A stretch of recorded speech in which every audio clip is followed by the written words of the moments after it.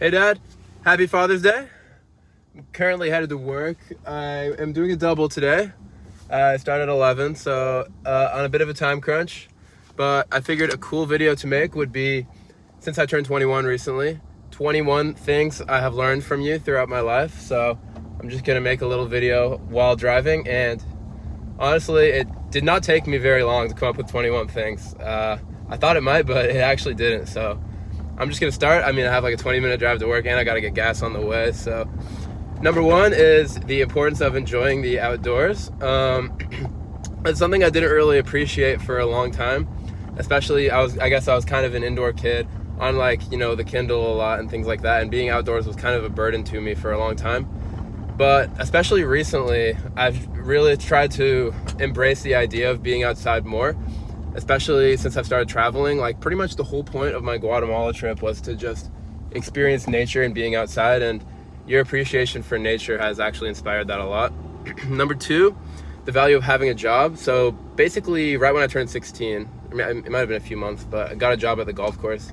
Didn't really want to, but looking back, that is some of the number one advice I'll be giving my kids is, like, as soon as you turn 16, get a job, work ethic, etc.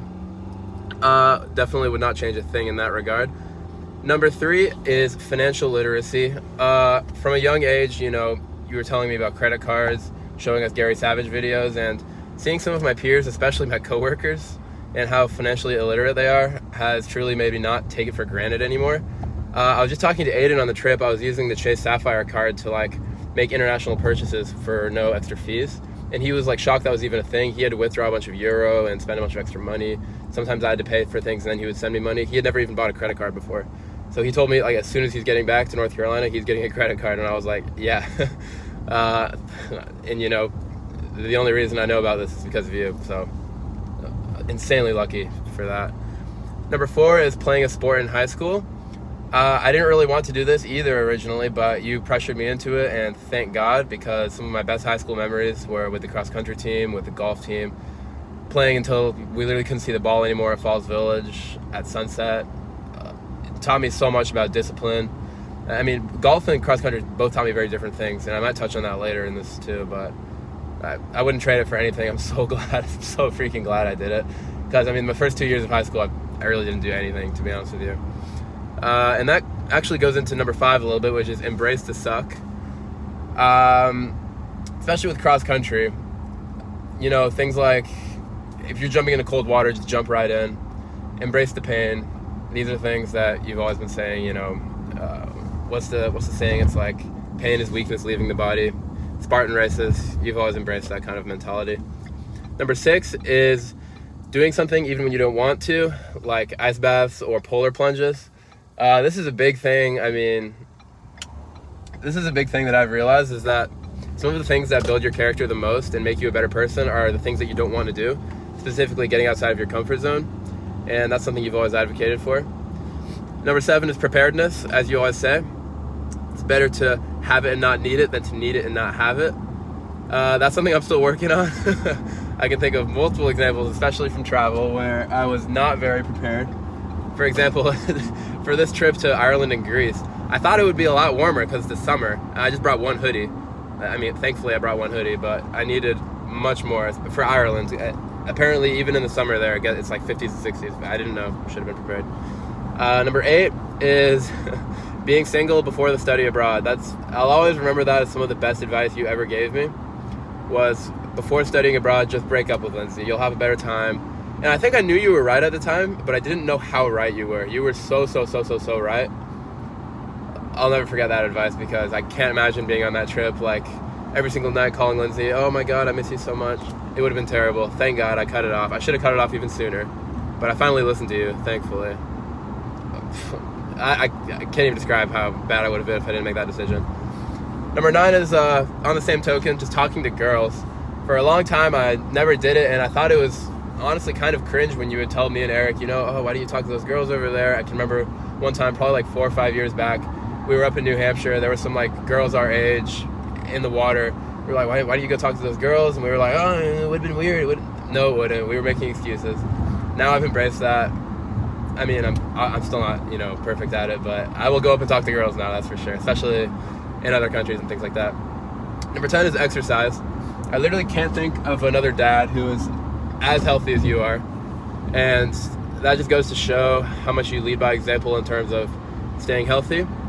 And I should not take that for granted at all. You've always inspired me to go to the gym. I remember you telling us having a good physique it's not just about being strong, it's also about being imposing, gaining respect from other men and things like that. And then girls obviously as well.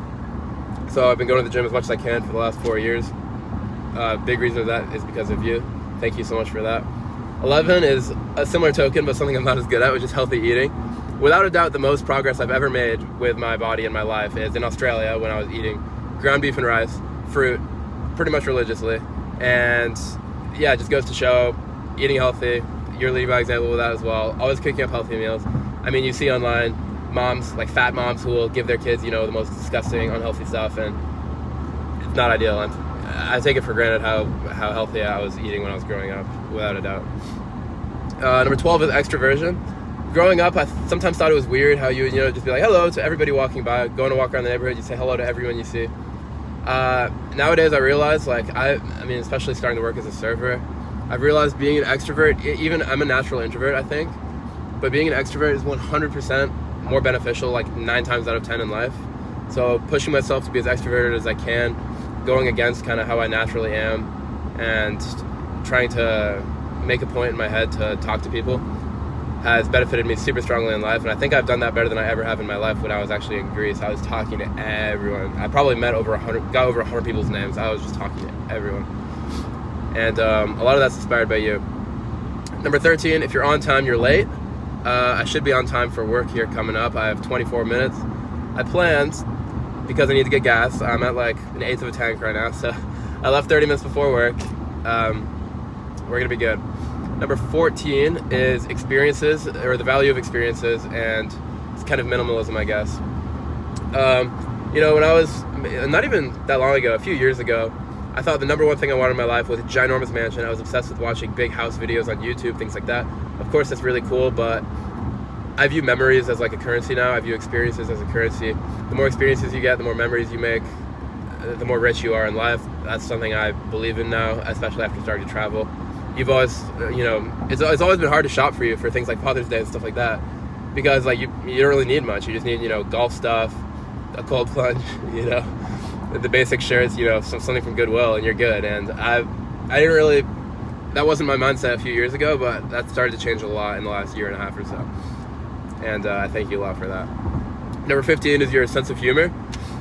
Growing up, you were one of the funniest people I knew, and a lot of my sense of humor has definitely come from you. I mean, playing Jackbox and things like that, we were always laughing at your jokes the most. Number 16 is to stay focused on university, even though it's not really my passion.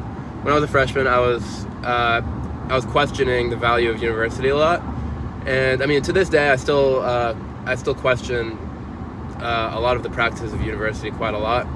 But regardless, it definitely was the right call to stay. I had the wrong mindset about it. I was very much making a lot of excuses about it. Now I kind of have it as a part of my life where I'm using it to my advantage. I actually haven't told you guys yet, but I'm about to be the treasurer of the NC State Juggling Club coming up soon. So that's pretty cool. A friend of mine my only juggling friend, found a few other people at NC State who would be interested, so we're going to try to get a bunch of people into that. There are outlets to which, study abroad as well, there are outlets to which NC State has been super, super valuable in my life, and I'm super happy I didn't stop with that. I'll always have it in my back pocket, etc. And I'm lucky enough to, where I don't need student loans or anything like that either. Number 17 is patience, especially on the golf course. Something I'm not very good at, especially on the golf course, but pretty much everywhere else I am. Like, I basically never freak out. I'm always zen, low inhibition, until I get to the golf course. And that's a place where I need to practice that a lot more, I think. Not freaking out. And that's something golf has taught me.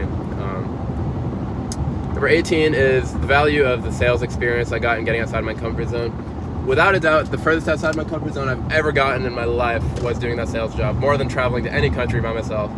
More than, becoming a server. More than cross country, whatever. Like, doing that sales job, oh my God. And I didn't even do it that much. But I've never done something so hard in my entire life. And I definitely got a lot of value and became a much stronger person because of it. And you encouraged me to pursue that. And then that moves on to number 19 is when you recognized that it wasn't for me at all, and you told me the advice that I needed to hear, which is that I should probably stop, because as much as I was doing it, I wasn't progressing. I hated it more than anything, and I got value and experience out of it, but it wasn't panning out to be something that I think was beneficial in the long run, with how much I literally despised it. So I really appreciate you being able to see both sides of that. Number 20 is nobody cares what people think of you, especially in public. I remember when I was a kid, I mean, this is something I've known for a while now, this example in particular, but when I was a kid, when we would be changing at Spartan races, I was like, I don't want to take my shirt off. I would wear swim shirts. I don't want to, get in my underwear in the freaking changing tents at Spartan races. I'll pretty much get butt naked in my hostel rooms when I'm changing that. Like, who cares? Nobody cares what people think of you. That's something you've always championed for, and literally nobody cares.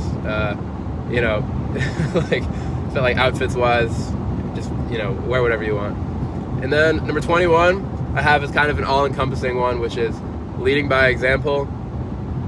I mean, you're the healthiest dad I know. You just moved into your dream home. You retired your wife. Like, I literally can't think of a better person to lead by example and to have in my life as a role model and someone to raise me, and I take it for granted way too often. So yeah, I love you, Dad. I hope you enjoyed this video. I guess it's a little on the longer side, 12-ish minutes, but I'm getting to the gas station pretty soon. I'm excited to see you, I think, tomorrow, and I have tomorrow off of work, and I have zero plans other than maybe going to the gym, so would love to spend some time with you. And yeah, see you tomorrow. I love you, Dad.